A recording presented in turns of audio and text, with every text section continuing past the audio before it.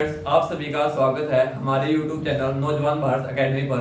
आज हम आपके सामने रीजनिंग का एक इम्पोर्टेंट टॉपिक कैलेंडर करने जा रहे हैं।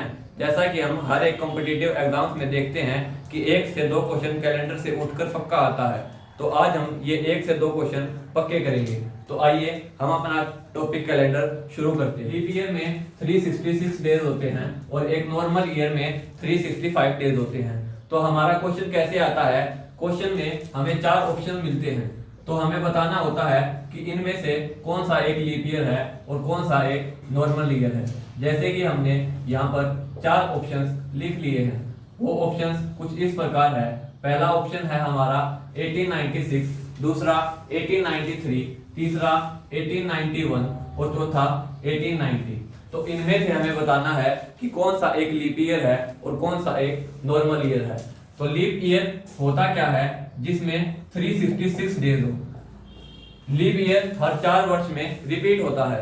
तो हमें एक लीप ईयर जांच करने के लिए सबसे पहले एक ईयर के लास्ट के 2 वर्ष उठाने होते हैं, और अगर लास्ट के 2 वर्ष 4 से कंप्लीटली डिवाइड हो जाए तो वो एक लीप ईयर होगा।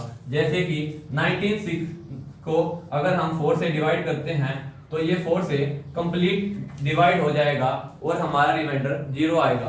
तो इसका मतलब है कि 96 एक लीप ईयर है। और 93 को हम 4 से डिवाइड करते हैं तो वो 4 से डिवाइड नहीं होगा, तो 93 एक लीप ईयर नहीं है। 1891 भी 4 से कंप्लीटली डिवाइड नहीं होता है, क्योंकि इसमें रिमाइंडर 3 बचता है। तो 1891 को भी हम एक लीप ईयर नहीं कह सकते, और ना ही हम 1890 को एक लीप ईयर कह सकते हैं। तो इसका आंसर हमारा 1896 हो जाएगा। तो इस ट्रिक से हम कोई भी ईयर हो, जैसे कि 2018, सिर्फ लास्ट की हमें 2 डिजिट देखनी होती है और उसको 4 से डिवाइड करके देखेंगे। अगर वो कंप्लीटली डिवाइड हो जाए तो वो एक लीप ईयर है, नहीं तो वो एक लीप ईयर नहीं है। अब हम बात करते हैं सेंचुरी की। एक सेंचुरी कहां से कहां तक होती है। फर्स्ट सेंचुरी 1 से लेकर 100 ईयर्स तक फर्स्ट सेंचुरी कहलाती है। 101 से लेकर 200 तक सेकंड सेंचुरी कहलाती है। 19th सेंचुरी 1901 से लेकर 2000 तक होती है।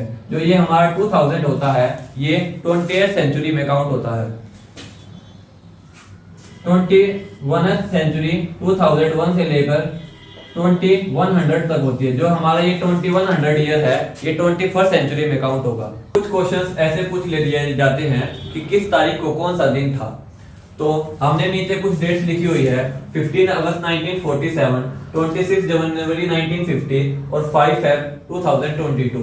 तो आइए हम एक फॉर्मूले के जरिए पता करते हैं कि किस तारीख का कौन सा दिन था। तो हमारा जो फॉर्मूला यूज होगा वो ये होगा, जिसमें हमें डेट के बाद मंथ कोड, उसके बाद ईयर, फिर सेंचुरी कोड और फिर नंबर ऑफ लीप ईयर लिखने हैं और उसको 7 से डिवाइड करना है।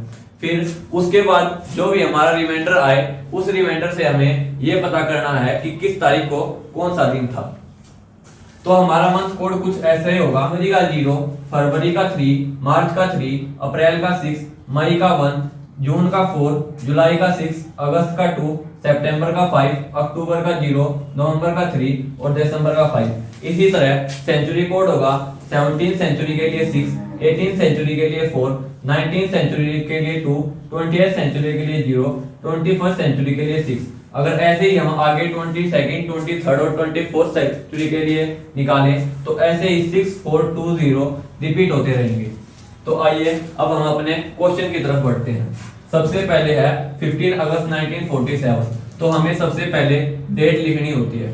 उसके बाद अगस्त का मंथ कोड, अगस्त का मंथ कोड 2 होता है। और उसके बाद ईयर की हमें सिर्फ लास्ट की 2 डिजिट्स लिखनी होती है। लास्ट की 2 डिजिट्स हमने 47 लिख दी है। उसके बाद हमें सेंचुरी कोड लिखना है।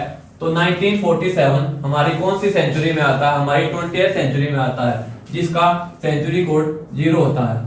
उसके बाद हमें नंबर ऑफ लीप ईयर्स लिखने हैं।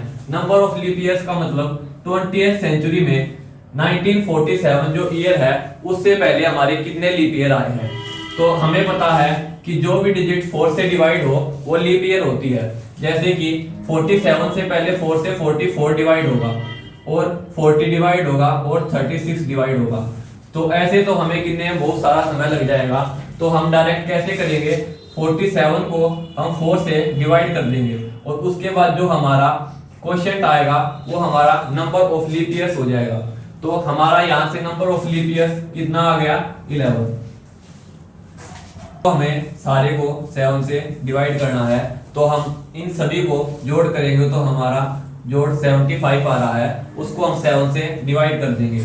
तो हमें क्या बताना होता है, इसका रिमाइंडर निकालना होता है। तो अगर हम इस 75 को 7 से डिवाइड करेंगे तो हमारा रिमाइंडर 5 आएगा, और 5 अगर हमारा रिमाइंडर आए तो हमने इधर लिख रखा है, अगर 5 रिमाइंडर हमारा आए तो वो फ्राइडे होगा, मतलब शुक्रवार होगा। तो हमारा 1947 15 अगस्त को फ्राइडे था।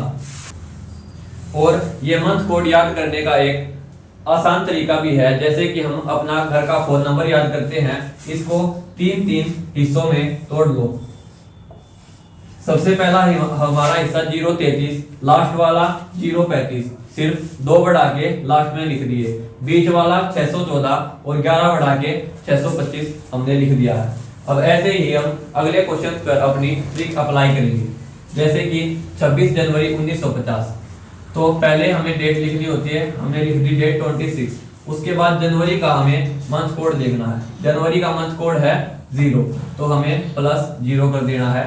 उसके बाद हमें ईयर लिखना है 1950 के, पिछले क्वेश्चन में भी हमें लास्ट के 2 डिजिट लिखे थे, इसमें भी हमें लास्ट के 2 डिजिट लिखने हैं, तो हमने 50 लिख दिया। उसके बाद हमें सेंचुरी कोड लिखना है, 1950 कौन सी सेंचुरी में आता है, हमारा 20th सेंचुरी में हमारा 1950 आता है, जिसका कोड है 0, तो हम प्लस में 0 लिख देंगे।